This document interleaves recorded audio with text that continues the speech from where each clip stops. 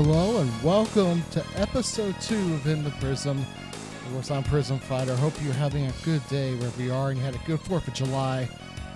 And I'm doing pretty good myself. This is the last episode before vacation for me.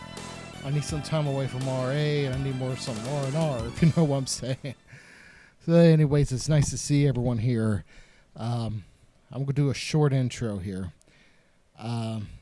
Things have been going excellent. I want to thank you guys for the support for the first episode. Believe it or not, YouTube didn't get my ass for anything, which was crazy. But I did my first ever podcast episode. It feels good. Mark something off the bucket list. Anyways, I've been just plowing down achievements, and I decided to go on a couple-day rager, and in about 2.5 days, this is in between work and everything and packing, I got over 1,500 points. So I feel pretty good, but I tell you, the people coming up behind me, and we'll be talking about them later on in the show, are they're buzzsaws, I tell you. But anyways, this is what we got going on today. I'm going to say hi to you guys, of course, and not much else really to say. And I'm also going to go into another In The Numbers. Like I just mentioned, we're going to be talking about a group of players. And they could be doing something that almost nobody before them have been able to do. Is fight for the top. And the progress that these individuals have made over the last year and a half, 2 years, is just bonkers. 1,502 days, to me, that's insane. To them, that's almost baby milk, and you'll see that. And we also going to do another episode of bullshit. I did not plan to do another bullshit, but I found something by accident I feel like needs to be talked about. And believe it or not, it involves Sudoku. Sudoku of all things. So I'll be talking about that too.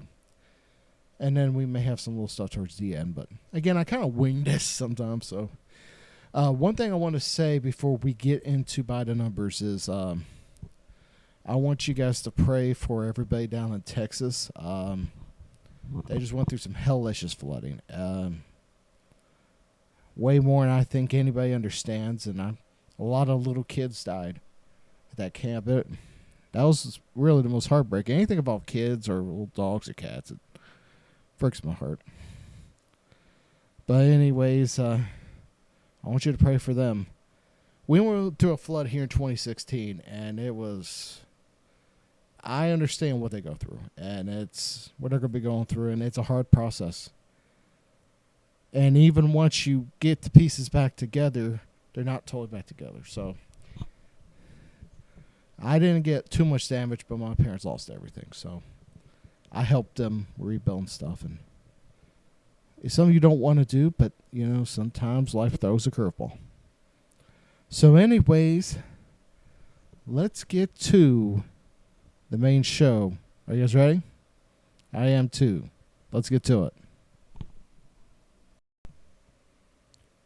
There is a saying that all records are meant to be broken.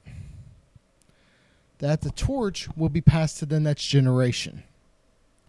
We have seen that in a lot of things, whether it's politics, government, presidents, or even basketball. You know, you had Kareem Abdul-Jabbar, and then Magic Johnson, and then Michael Jordan, and Kobe Bryant, and so on and so forth. But what is happening right now in retro achievements is almost beyond belief. There are 3 players, and there's 1 or 2 a little more behind. But because of time constraints, we're going to focus on the top 3. Who are busting records like nothing anybody has seen. 2 players have not even been here a whole year yet. One will be here a year next month. And they are both over 130,000 apiece. This is big stuff. And the question is, can the players that have dominated RA for so long, will they have to give the crown up eventually? We're going to find that out right now in another edition of one of my favorite segments, By the Numbers. I'm learning. Okay. Now, this might look a little confusing, a little overwhelming, but it isn't as much as you think, so just relax. I'll go through it with you. The 3 players who have dominated, though, over many years are on the bottom of the list. Sarconius, number 1 player currently in RA in the world. Maximilian, number 2 in the world. Was number 1 for a very long time. And Hippopotamus Rex, who was number 2, I think, for a very long time. They all started between 2015 and 2018. So towards the beginning to the middle of RA. RA started about 2012. The top 3 are the challengers. They're the gladiators in this arena. They are DC, Eliana, and El Mullet. DC is already one of the top 10 players in beans. That is disturbing in a good way. El Mullet, his speed has just been phenomenal. Eliana is known for being a heck of a rhythm game player. They've been around for about 2 more years, but they are starting to put on the pace really well. So here are their points compared to them. DC has around 151,700. Eliana, 156,100 something. El Mullet, 132,900 something. Sarconius is around 484. Maximilian is 426,800 something. And Hippopotamus Rex is at 402,500. The nets that you see, or if you not see, I'll explain it. It says PPW, points per week. And I did my best with this because I can't get history for other people. At least I can't. So this is the way I had to go. Points per week. Sarconius, number 1 player, is averaging 1,200 a week, 1,267. Maximilian, 933. Hippopotamus Rex, 767. They've just cooled things down. You know, they've played their share, and that's what they're doing. The young and hungry, though, these are some bonkers numbers. DC, 3,298 a week. Eliana is at 2,330. And El Mullet is at 3,468. Now, El Mullet's about 20,000 behind DC and Eliana. Now, to the end of 2025, you take the number of weeks left and you multiply by points per week, you end up getting the following here. Hippo ends up around 16 or 17. Maximilian just a little over 24. Sarconius around 33. 32, 942. DC will get 85,748 if he keeps this pace. Eliana, 60,580. Now, I got a feeling Eliana might push their pace. We'll see. El Mullet, an eye watering. This is less than 6 months. 90,948. That is unbelievable. So, if they play to the end of the year, DC would gain on Sarconius 52,806. Max would be 61,000 plus. Hippo would be about 65,800. Eliana would gain 27,000 plus for Sark, 36,000 for Max, 40,000 for Hippo. And El Mullet would gain, get this, 58,006 on the number 1 player in the world. 66,690. I hate 666, by the way, but 66,690 for Maximilian and 71,006 for Hippo. Now, Here, the bottom part is the gap. DC has 332,358 to go to get Sarconius. In order, if he kept this pace, and life happens, things happen, but if he kept this pace, he could catch up to Sarconius in 24 months, 2 years. Eliana doing a slower pace. His gets Sarconius a little bit lower. His is the lowest compared to DC and Mullet. 327,950. We'd be talking about 33 to pass Sarconius. But he would probably be second or third place. El Mullet, on the other hand, would be doing it in 22 or 23 months. This is what I want to tell you. I don't know how they keep the staying power. To me, I have to take breaks and stuff. It is unbelievable. I wish somebody would explain. It would be nice if one of them explained how they just keep going like this. It's jarring. Like I said before, I said in the last episode, there is stressors with achievement hunting, your body, your mind. It is hard. But I will tell you something. Soon, I think we may be in a new generation. I would not be surprised if one or two more players end up on that list. I tell you, folks, it is just incredible. And it's not just that they're grabbing points. I mean, they're beating pretty good, hard games, too. I mean, the talent is just unbelievable. It's like, mind blown, mushroom cloud. It's crazy. But anyways, that's the way I like it around here. Anyways, let's move on quickly here. The thing is, we were talking about last week about achievements being underscored because of a reason. Or because of a developer's reason. The thing is, there is also a moment where achievements can be underscored, and sometimes so badly you can't help but laugh like a hyena on laughing gas. It is so bad. It's unbelievable. And it's even worse when there are sanctioned rules for these type of games. And believe it or not, it's Sudoku. Picross has some too, but I can defend Picross a lot better than Sudoku. I like working Sudoku. It's fun. I work them once in a while. It's great. I could do harder expert level puzzles once in a while, but I keep easy and medium mostly because they're more enjoyable. The thing is, these regulations, I think, have pushed things so bad. It has one of the most notorious achievements in the history of RA. And I am going to tell you, it is fucking bullshit. See, now that's some bullshit. This is Tectoy Sudoku, released for the Sega Master System in Brazil. This is a level 5 puzzle, the hardest level puzzle in the game.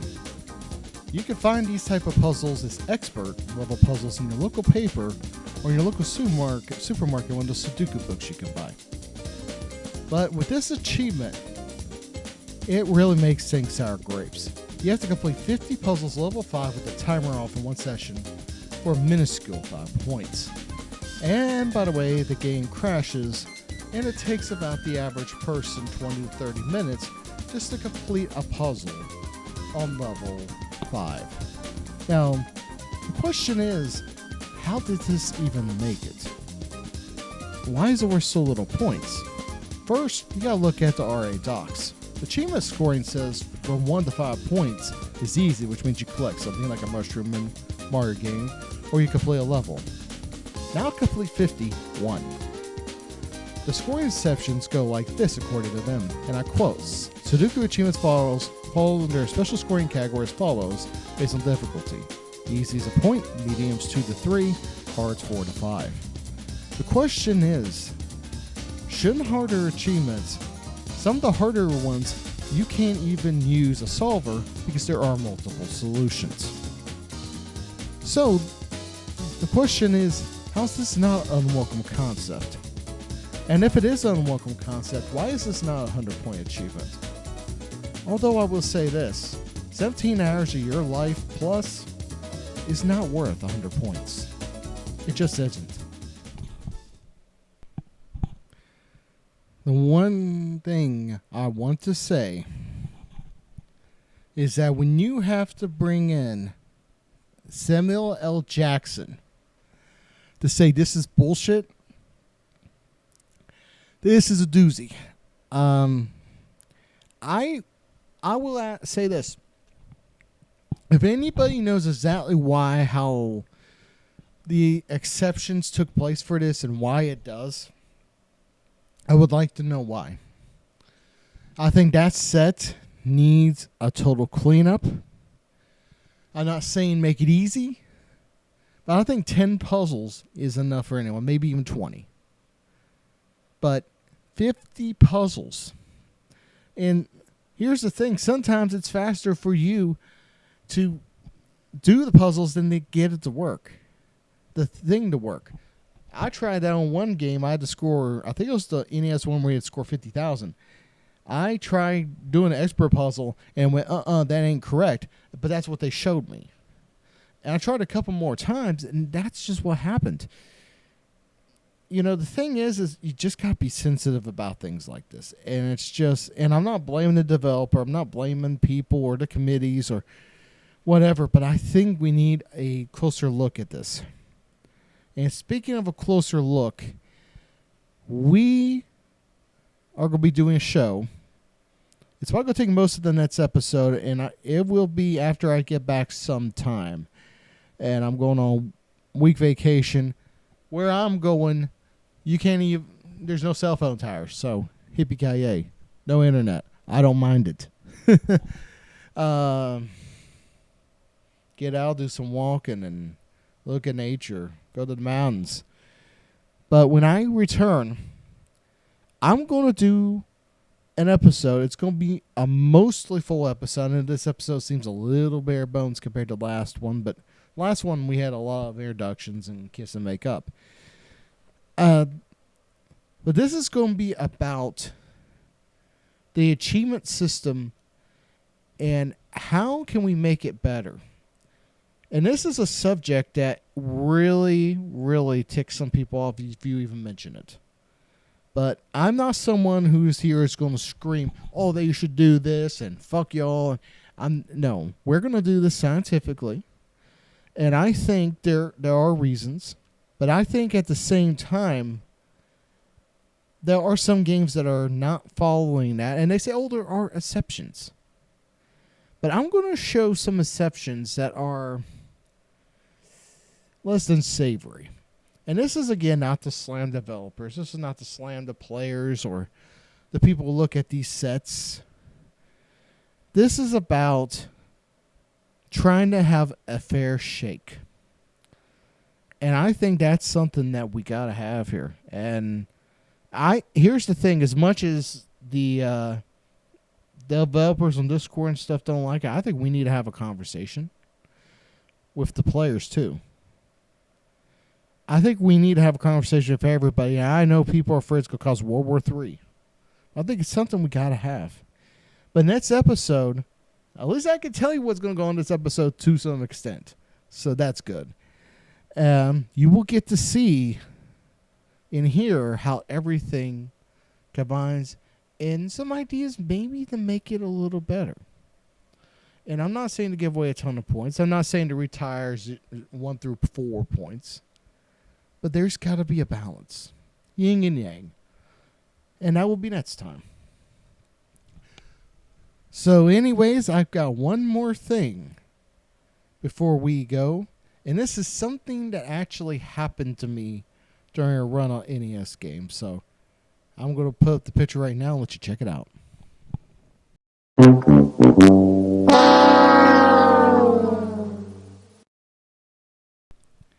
Only something this bad is accompanied by this sound. I'll tell you what happened. I was going through all the NES games and trying to pick off achievements I was able to get before. I was playing Slalom, which is one of the most underrated games on NES. I highly recommend you play it or get a copy if you still play it on a physical console. But what happened was, let me just spell it out this way. The time's all zeros. There's my guy in the middle, and there's the finish line. I lost by mere pixels. But you can't take it as all bad, because every time you lose, you get stronger. Every time you lose, you learn. And I will tell you something. That is the game of life, and that is the way everything is. Not just gaming, but the game of life. It's like Homer Simpson once said, trying is the first step towards failure. And that's not necessarily a bad thing. So I wanted to leave you with that as my final thought. And I'm going to get ready to go on vacation at work tomorrow, so yippee. And I will see you sometime when I get back. I hope you guys love love the ones you're with, take care of each other, and keep in those achievements. Until next time, good night, everybody.